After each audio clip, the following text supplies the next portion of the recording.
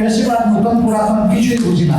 যেখানেই ফেসিবাদ সেখানেই প্রতিরোধ, সেখানেই প্রতিবাদ। ইনশাআল্লাহ গণবিরোধে যাই সরকার গ্রহণ করবে তার প্রতিবাদ করব এবং আমাদের সামর্থ্য থাকলে আমরা প্রতিরোধ করবো। ইনশাআল্লাহ আমরা এই জাতিকে কথা দিচ্ছি, জাতির স্বার্থে সংসদের ভিতরে আমাদের ভূমিকা পরিচালিত হবে। ইনশাআল্লাহ সরকার ভালো উদ্যোগ নিয়ে সহযোগিতা করবো। গণবিরোধে যাই সরকার গ্রহণ করবে তার প্রতিবাদ করব এবং আমাদের সামর্থ্য থাকলে আমরা প্রতিরোধ করবো। আর আমাদের এই প্রয়াস সংসদের ভিতরে এবং বাইরে সমানতালে চলবে। আমরা একটা মানবিক সমাজ, মানুষের বসবাসযোগ্য একটা বাংলাদেশ চাই। আমার শিশুর নিরাপত্তা চাই, সন্তানের নিরাপত্তা চাই, আমার মায়ের বোনের মেয়ের নিরাপত্তা চাই, ইজ্জতের নিরাপত্তা চাই। কোনো আধিপত্যবাদের কাছে মাথা নত করতে চাই না। মাথা সোজা করা একটা জাতি হিসেবে আমরা দাঁড়াতে চাই। এর জন্য আমাদের সংগ্রাম অব্যাহত থাকবে ইনশাআল্লাহ। আজকের এই আশুরার দিনে আমরা আরেকবার অঙ্গীকার করছি, আমাদের লড়াই হবে সকল অন্যায় এবং অসত্যের বিরুদ্ধে ইনশাআল্লাহ। ফেসিবাদ নতুন পুরাতন কিছুই বুঝি না। যেখানেই ফেসিবাদ সেখানেই প্রতিরোধ, সেখানেই প্রতিবাদ। ইনশাআল্লাহ ফেসিবাদের বিরুদ্ধে আমাদের এই লড়াই অব্যাহত থাকবে। প্রিয় দেশবাসী, অনেক ত্যাগ এবং কুরবানি স্বীকার করেছেন।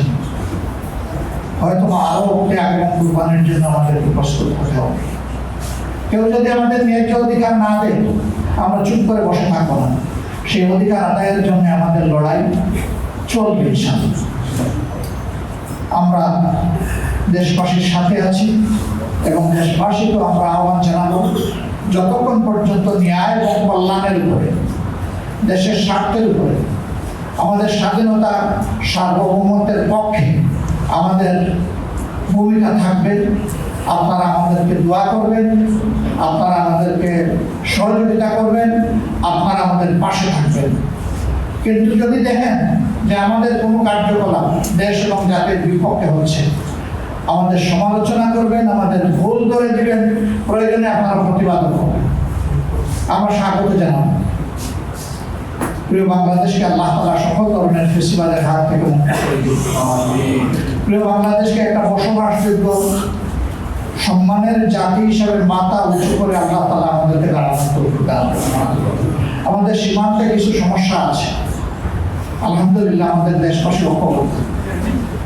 মুসলিম ও বিজেপির পাশে গোটা দেশবাসী আছেন। আমরা মহান আল্লাহর সাহায্যে সকল ধরনের হেজিমনিকে আমরা ইনশাআল্লাহ রুখে দিতে পারব। শুধু প্রয়োজন জাতীয় ঐক্যের। এই জন্য জাতীয় স্বার্থের জায়গাগুলোতে সরকারি দল বিরোধী দল বুঝি না, এই জায়গায় আমাদের ঐক্যবদ্ধ থাকতে হবে ইনশাআল্লাহ।